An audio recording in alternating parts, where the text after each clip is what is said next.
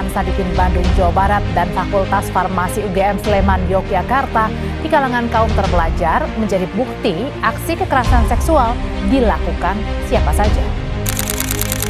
Kekerasan seksual kembali terjadi di kampus. Tema Pegawai Lembaga Penelitian dan Pengabdian Masyarakat LPPM Universitas Mataram ditahan polisi karena dugaan pelecehan seksual. Kekerasan seksual bukan sekedar isu jauh di luar sana. Ia terjadi bahkan di tempat yang seharusnya jadi ruang aman. Dan banyak yang memilih diam karena takut atau tak tahu bahwa itu kekerasan. Tapi kenyataannya itu nyata, terjadi dan terus terjadi. Cantik, ke kelas bareng aku yuk.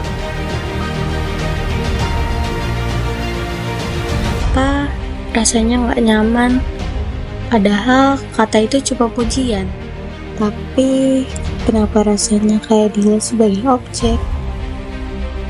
Pernahkah kamu merasa tidak nyaman tapi bingung menyebutnya pelecehan? Kekerasan seksual seringkali hadir tanpa kita sadari, tapi dampaknya sangat nyata. Dan kekerasan seksual tak selalu terlihat seperti kekerasan. Terkadang ia datang dalam bentuk yang sering kita anggap biasa. Mungkin kamu pernah bertanya dalam hati, apakah yang aku alami ini wajar? Atau apakah aku yang terlalu sensitif? Jawabannya, perasaanmu valid. Rasa tidak nyaman itu nyata, dan kita perlu tahu apa yang sebenarnya kita alami. Karena untuk bisa melawan, kita harus mengenali. Kekerasan seksual bukan cuma soal paksaan fisik. Ada bentuk-bentuk lain yang lebih halus, lebih tersembunyi, tapi tetap menyakitkan. Menurut Undang-Undang Tindak Pidana Kekerasan Seksual Nomor 12 Tahun 2022, kekerasan seksual adalah setiap perbuatan yang merendahkan, melecehkan, atau menyerang tubuh dan fungsi reproduksi seseorang. Perbuatan ini bisa terjadi karena ketimpangan relasi kuasa atau ketidaksetaraan gender, dan akibatnya bisa terasa secara fisik, emosional, bahkan dalam jangka panjang.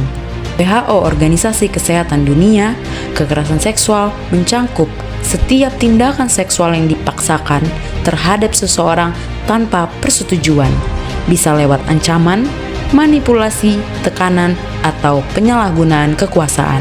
Artinya, kekerasan seksual tak harus terlihat kasar untuk disebut kekerasan. Jika terjadi tanpa persetujuan, maka itu kekerasan. Kekerasan seksual bisa terjadi dalam banyak bentuk dan seringkali dimulai dari hal-hal yang kita anggap sepele. Kita perlu sadar karena dari situlah semuanya bisa bermula. Senyumnya manis banget sih. Mana duduk sendiri aja lagi. Bahaya loh, mending sini aku temenin. Makasih, tapi udah mau selesai.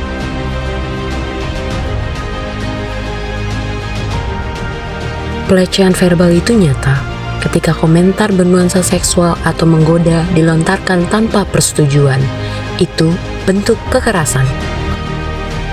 Komentar seperti, senyumnya manis banget, sini temenin aku dong, kedengarannya seperti rayuan ya.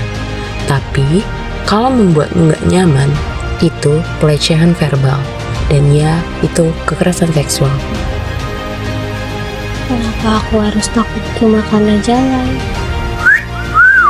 Kenapa tubuhku selalu jadi bahan komentar? Bersiul, memanggil dengan nada menggoda, atau meneriakkan komentar seksual di tempat umum bukan pujian, itu catcalling. Catcalling adalah bentuk intimidasi, bukan basa-basi.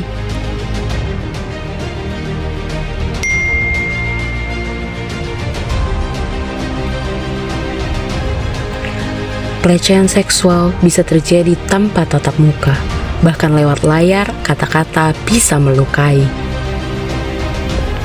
Komentar, DM, atau ajakan bernuansa seksual tanpa persetujuan itu kekerasan. Bentuknya bisa halus, tapi dampaknya tetap mengganggu. Pelecehan digital tetaplah pelecehan seksual.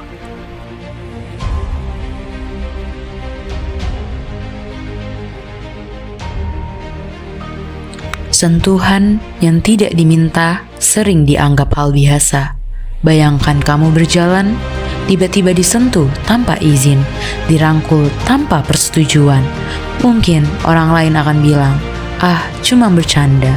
Udah deket, harusnya biasa aja kan?" Tapi tubuhmu bicara lain. Pelecehan fisik sering disamarkan dengan keakraban. Kadang ia datang dari orang yang kita kenal, padahal tanpa persetujuan itu tetap kekerasan. Pelecehan fisik tidak harus kasar, dan kamu berhak merasa tidak nyaman. Berhak berkata, ini tidak benar, itu pelecehan, dan itu kekerasan seksual. Aku pikir itu cuma candaan. Awalnya dia cuma sering komentar di storyku, tapi lama-lama pesannya jadi aneh. Saat aku berhenti jawab, dia kirim foto yang menjijikan. Aku takut buka HP.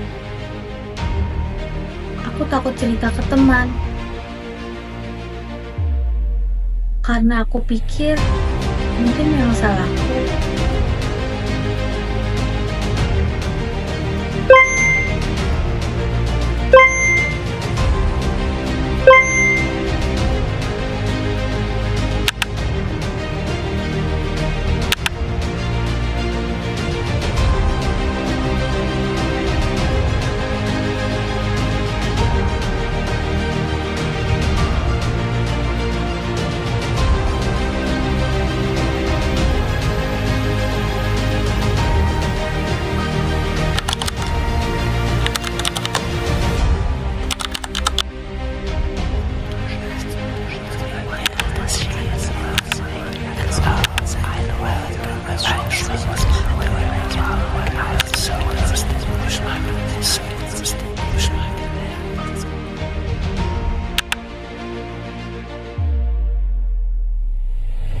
Kamu berhak merasa nyaman.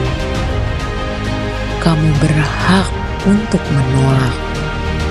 Dan kamu tak perlu alasan untuk berkata enggak. Ingat, enggak adalah enggak, dan persetujuan harus eksplisit, bukan asumsi. Pelecehan verbal, catcalling, pelecehan digital, itu semua nyata dan itu semua kekerasan seksual. Kalau kamu pernah mengalami, kamu tidak sendiri.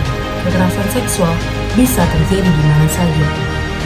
Di kelas, di lorong kampus, bahkan di layar ponsel kita. Dan tidak, kamu tidak berlebihan. Perasaanmu valid. Kamu tidak sendiri. Bersama, kita bisa menyadari, bisa melawan, bisa bersuara. Karena perubahan dimulai dari kebenaran untuk mengenali.